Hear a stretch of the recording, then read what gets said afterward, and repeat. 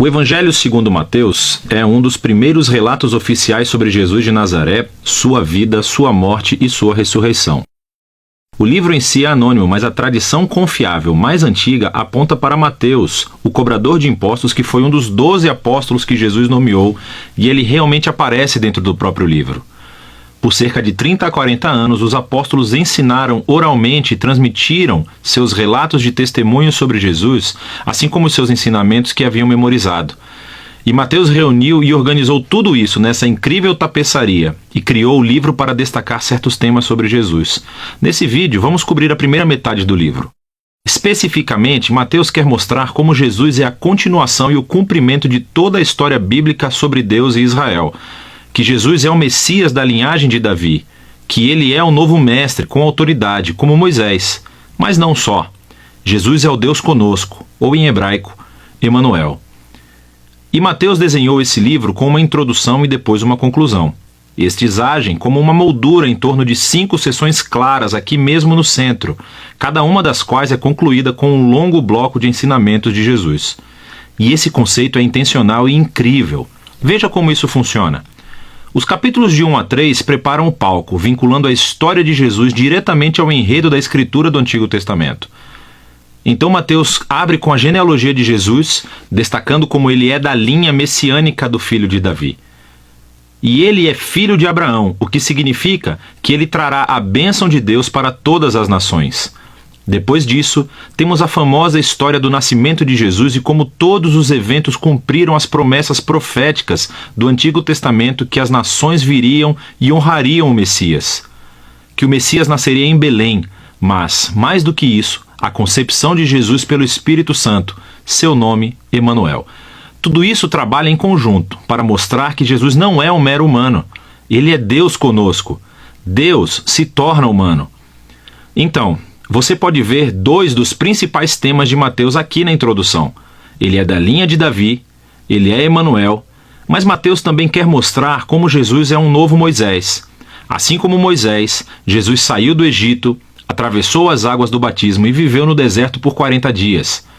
E então Jesus sobe a uma montanha para entregar seu novo ensinamento. Através de tudo isso, Mateus afirma que Jesus é o prometido maior do que a figura de Moisés, que libertará Israel da escravidão. Ele vai lhes dar um novo ensinamento divino. Ele vai salvá-los de seus pecados e estabelecer uma nova aliança entre Deus e o seu povo.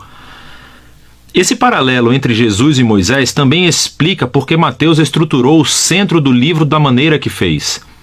Essas 5 partes principais destacam Jesus como mestre e Mateus criou um paralelo. Jesus como mestre é um paralelo aos 5 livros de Moisés.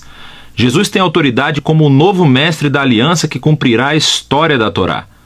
Na primeira sessão, capítulos 4 a 7, Jesus entra em cena anunciando a chegada do reino de Deus. A sessão mostra Jesus trazendo o reino à realidade no dia a dia das pessoas, dos 11 a 13. Mateus reuniu um grupo de histórias sobre como as pessoas respondem a Jesus e a sua mensagem. E é tudo misturado. Algumas histórias são positivas, as pessoas amam a Jesus e acham que ele é o Messias. Outras são mais neutras, como João Batista, ou até mesmo os membros da própria família de Jesus, e deixam claro que Jesus não é o que esperavam. Então, aos líderes de Israel, que são totalmente negativos. Você tem os fariseus e os estudiosos da Bíblia. Todos rejeitam Jesus. Eles acham que ele é um falso mestre, que está levando as pessoas para o caminho errado. Eles pensam que Jesus é uma blasfêmia com essas declarações exaltadas que ele faz sobre si mesmo.